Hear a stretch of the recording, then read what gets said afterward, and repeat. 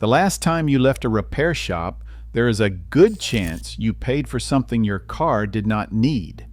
You just did not know it. And here is the thing, neither did the person at the counter. They were following a script designed to separate you from your money before you had time to ask a single question. Today, I am going to show you exactly how that script works, and I am going to give you the 5 specific repairs they push hardest, so that the next time someone hands you that clipboard, you know exactly what to say. Stay with me, because the last one on this list is the one that gets even the people who think they are paying attention. Every single time you pull into a shop, there is a list being built. Not a list of things your car needs. A list of things they think they can sell you before you figure out you do not need them. And here is what makes it work so well. You came in for an oil change. You are in a waiting room with bad lighting and a coffee machine from 2 administrations ago. Someone in a uniform walks out holding a clipboard, and they have the specific face, the concerned one, and they say, "We found a few things," and your brain does the math. I do not want to break down. I do not want to look like I do not care about my car. I will just say yes. That is the system working exactly as designed. A former dealership service advisor, speaking to Edmunds, described it plainly. Every customer who comes in for a simple oil change immediately becomes a target for the service department to upsell as much additional work as possible. Those are not my words. That is someone who spent years inside the machine, describing how it runs. Service advisors are paid on commission. The more work they convince you your car needs, the more money lands in their pocket. That is the incentive structure. Everything you experience at a service counter flows from that single fact. And according to a 2016 AAA survey, 2 out of 3 American drivers said they do not trust auto repair shops in general.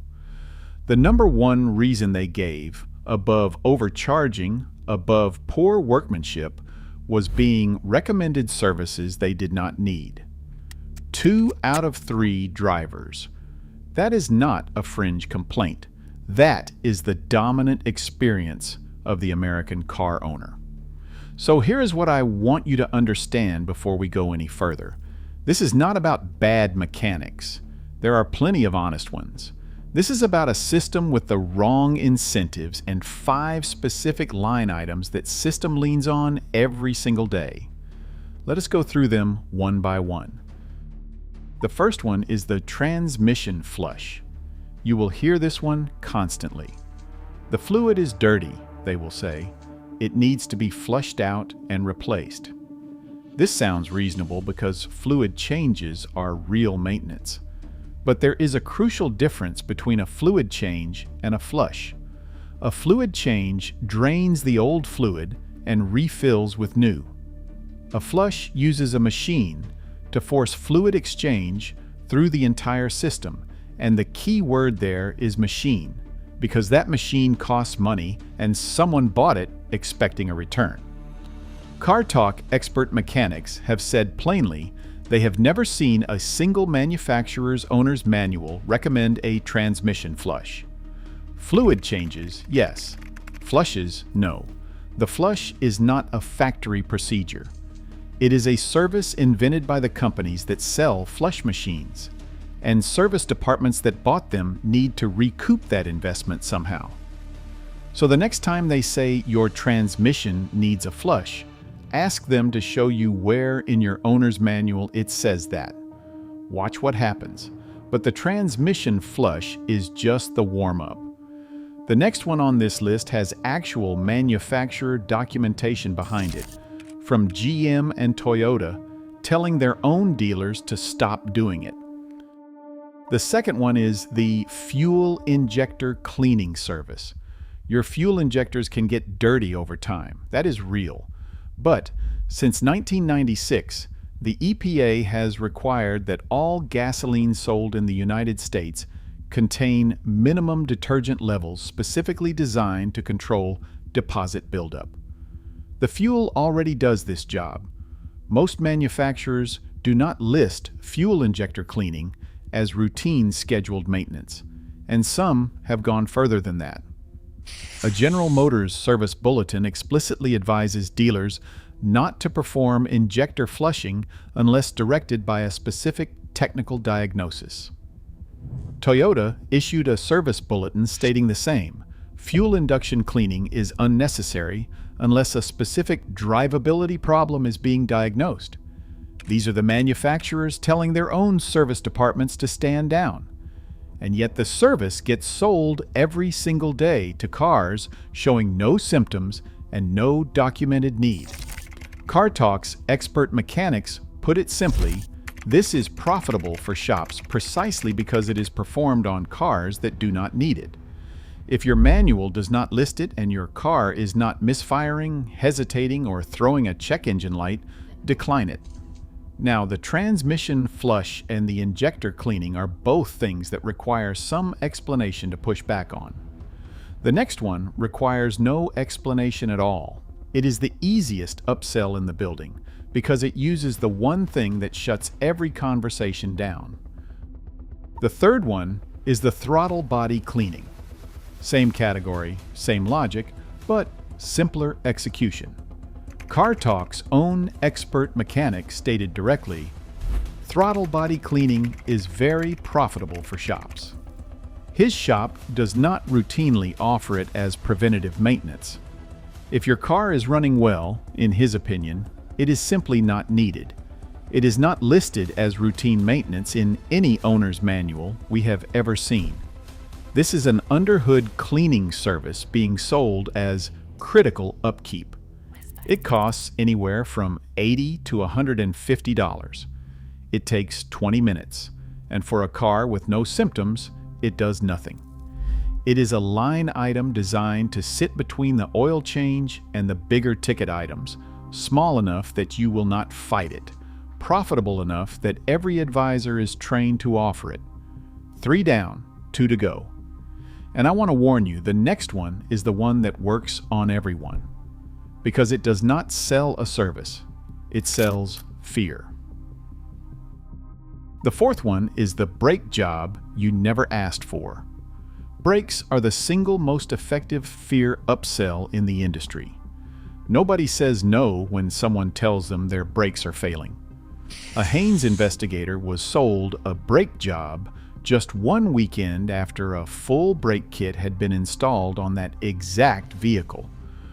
One weekend, the ink was barely dry on the receipt. This is not an edge case, it is the playbook. The standard version goes like this. You come in for something unrelated. The inspection turns up worn brake pads, and suddenly you are also replacing rotors and possibly calipers, when all that was actually needed was a pad replacement or a simple resurface. The former service manager who spoke to Edmunds described the tactic directly. If you want someone to agree to a brake job, just tell them there is less than 50% of their pads left. That sounds alarming, but the actual threshold for replacement is far lower than that, closer to 15 to 20%. Always ask what specifically is worn, by how much, and what the manufacturer's minimum specification is. Get the measurement. Make them show you. You think that is aggressive? Wait until you hear how the last one works, because this one does not even look like an upsell. It looks like a bargain. The fifth one is the full inspection package. This is the most sophisticated play on the list because it opens with an offer that sounds like they are doing you a favor. A package price, comprehensive service, one flat rate for everything. What could be wrong with that? The former service advisor who spoke to Edmunds described exactly what that package actually contains. Mostly inspections and fluid checks. Visual work, the part that takes 10 minutes. And then, after you have agreed to the package and they have your car and your keys, the call comes. Everything looks okay, but we recommend, and then a list. Transmission fluid, air conditioning service, differential fluid. He noted that most manufacturers do not recommend ever changing differential fluid You went in for an oil change and you walked out $600 lighter. The package is not a deal. The package is the door.